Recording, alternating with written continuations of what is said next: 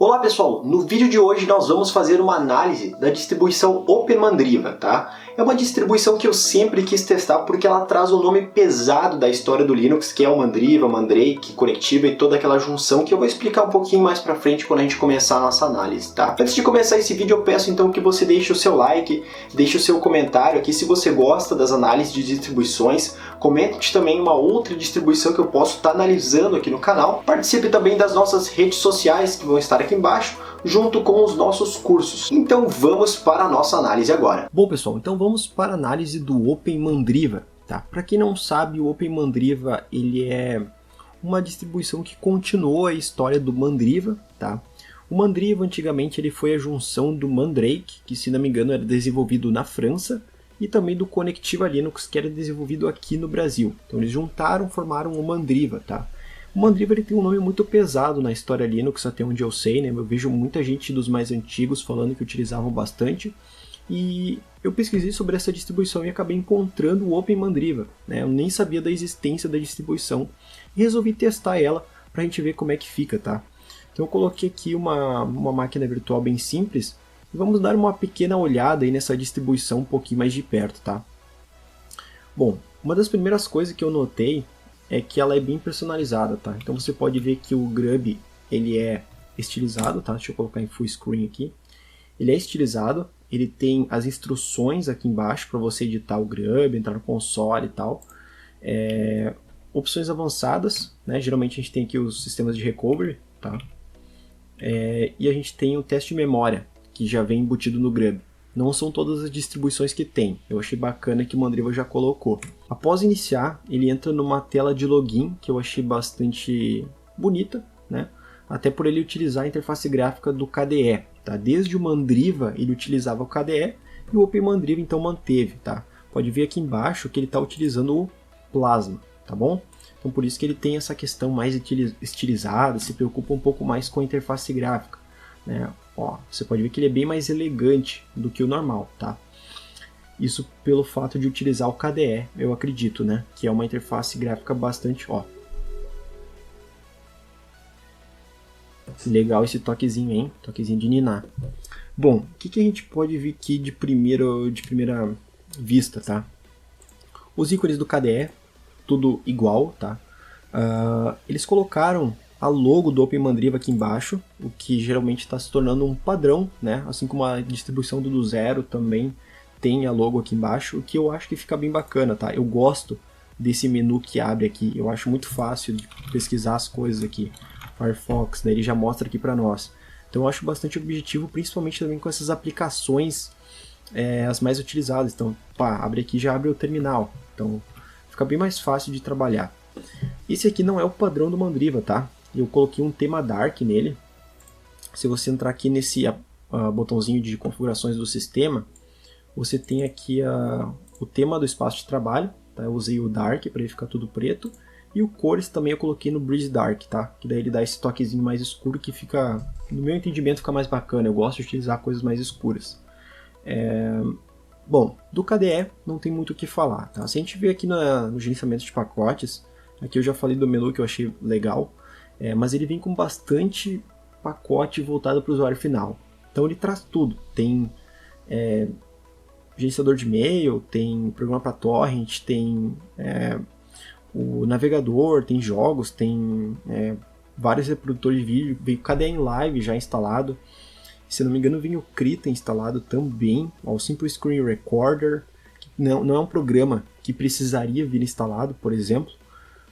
Mas ele vem já preparado. Isso aqui eu não sei porque tem dois tipos de terminais aqui, tá? Não sei qual que é o objetivo. Em educação, tá? Vem com o LibreOffice instalado.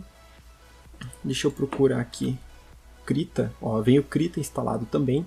Então ele vem mais pacotes do que o normal, que a gente já pode notar. Geralmente eles vêm com LibreOffice, navegador e coisas mais básicas, mas não editor de vídeo, não editor de imagens mais avançado, coisas desse tipo, tá? Então aqui eu não sei dizer até que ponto é um ponto positivo ou não.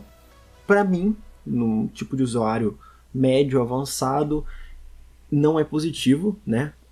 É mais para o usuário final mesmo, O usuário final, acredito que realmente gostaria disso. Inclusive, eles têm uma interface muito bacana para a instalação de pacotes. Bom, se a gente entrar aqui no sistema de arquivos no Dolphin, ele não muda muita coisa. Qualquer distribuição que utilize KDE vai ser a mesma coisa, tá? Não tem muito o que falar. O painel aqui embaixo, tá? Eu geralmente gosto de colocar ele em cima, então a gente pode vir aqui nas opções de painel e a gente pode definir aqui a altura dele, ou seja, o tamanho do ícone. No caso eu coloco ele mais baixinho, porque eu sou mais minimalista, certo? E aqui, o bordo da tela a gente arrasta aqui para cima. Ó, aí ele fica no canto superior, que fica mais bacana, eu acho que fica mais organizado, não sei. Aí você configura conforme você curtir mais, tá? Bom, vamos dar uma olhadinha aqui no terminal. Vou dar um Alt F2, vou digitar aqui console, tá? E eu vou dar um free-h, tá? O que a gente pode ver aqui? O consumo médio, sem nada aberto, só o terminal, é 700 megabytes, tá? É um consumo bastante razoável, na verdade até bom, bastante bom, porque é uma interface gráfica robusta, né? Mas isso já vem da questão do KDE mesmo. O próprio KDE já é bastante otimizado a partir da versão Plasma, ficou bastante leve e muita gente começou a utilizar por conta disso, né?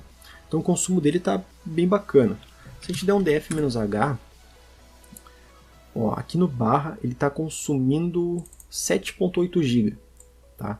O que é bastante, na minha opinião, que é por conta de todos aqueles programas que tem instalado, Kden Live, Krita e tudo mais. Então vem bastante coisa instalada que talvez não precisaria, tá? Mas vem bastante coisa instalada em si. Se eu der um df-t junto, a gente pode ver que ele vem instalado em ext4, tá? Ele misturou então o ext4, que geralmente vem lá do Debian, mas o gerenciamento de pacotes dele é RPM, porque o Mandriva ele foi baseado no Red Hat, tá? Eles vêm daquela questão do Red Hat, então eles trouxeram o gerenciamento de pacotes RPM junto, tá? Mas utilizando o sistema de arquivos ext4. Então é uma mesclagem de um e outro ali, fizeram uma fusão e saiu isso aí que está bem bacana. O que a gente pode notar? Que o gerenciamento de pacotes RPM, geralmente ele é feito pelo Yum, né? Nas distribuições CentOS ou baseadas no CentOS.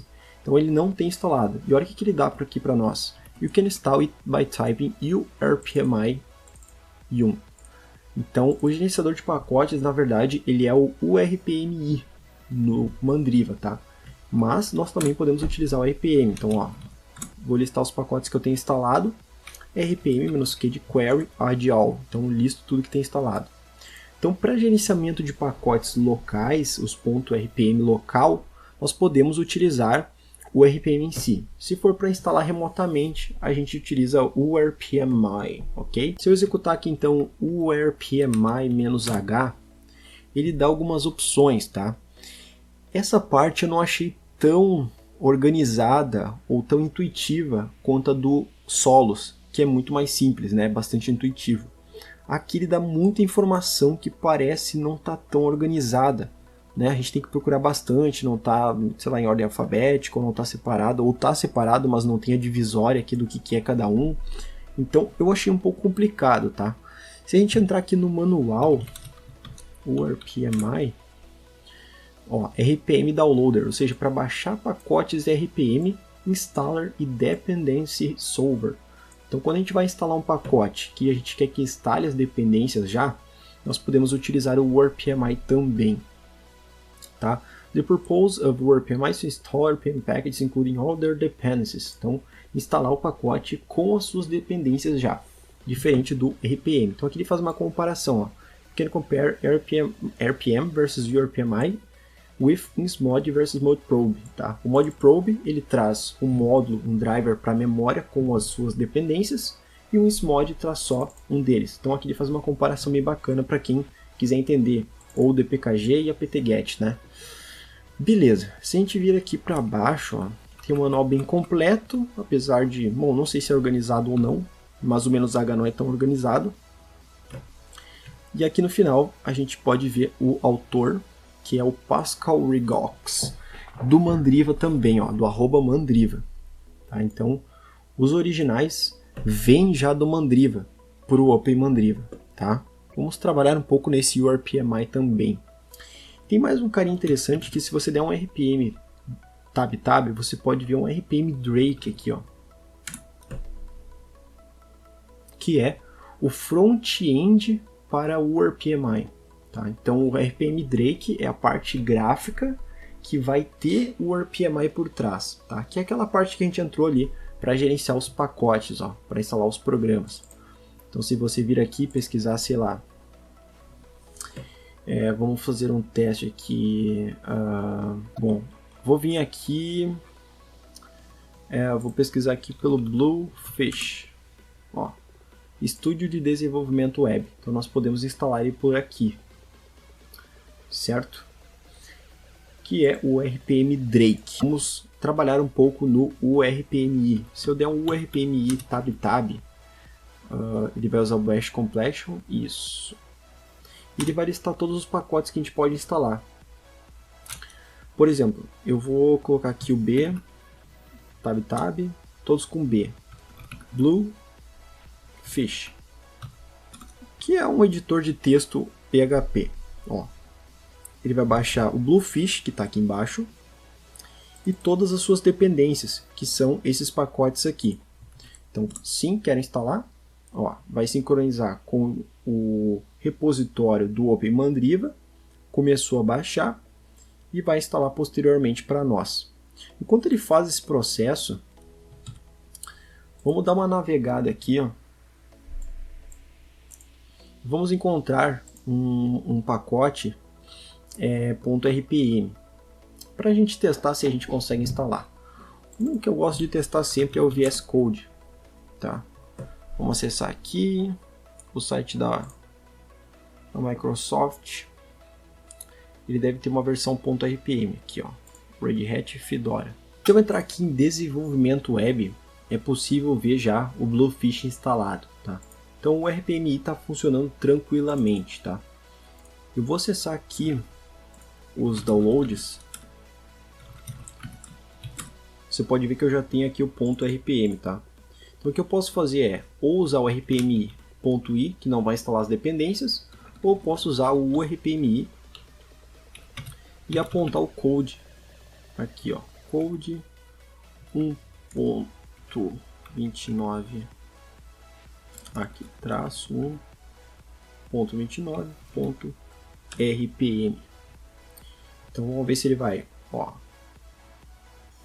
tá preparando a instalação, vai baixar todas as dependências já automaticamente e vai instalar.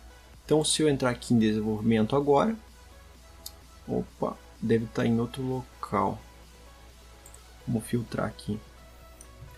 Visual Studio Code. Ele caiu em algum outro local, mas está instalado. Vamos ver se ele vai abrir agora. É isso aí, pessoal. Então terminou de instalar o VS Code também normal. Então dá para nós instalar tanto um pacote local quanto um pacote do repositório oficial do Open Mandriva.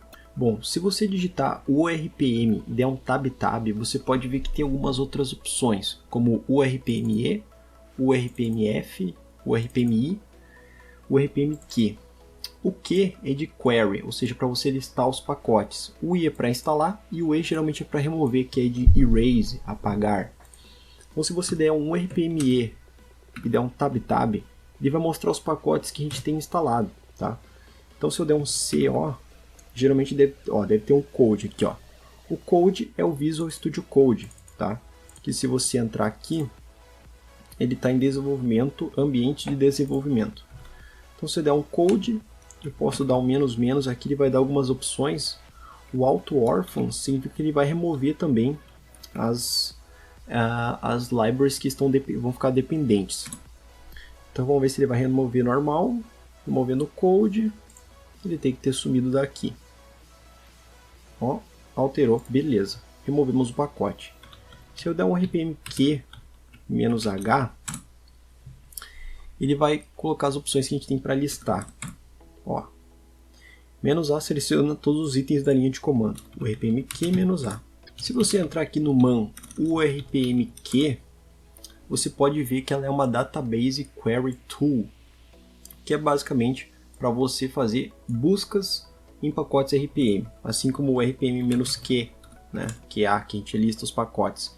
E aí você faz buscas pelos pacotes. Basicamente essa é a única diferença entre uma distribuição RPM e o OpenMandriva, tá? O que a gente pode concluir aqui? Ela é uma distribuição focada no usuário, tá? Tanto pelos pacotes que já vem instalados, quanto pela interface gráfica do KDE. Tá? Ela é muito fácil de personalizar.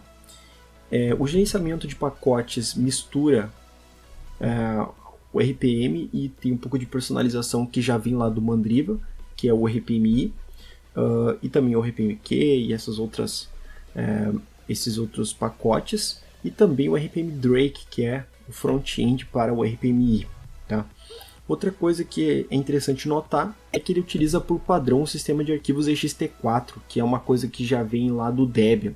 Então ele acaba mesclando um pouco desses sistemas também, tá bom? Bom, espero que você tenha gostado dessa análise. Se você gostou, deixe o seu like, deixe seu comentário aí e comente uma outra distribuição que a gente pode estar analisando mais a fundo, tá bom? Um grande abraço e valeu!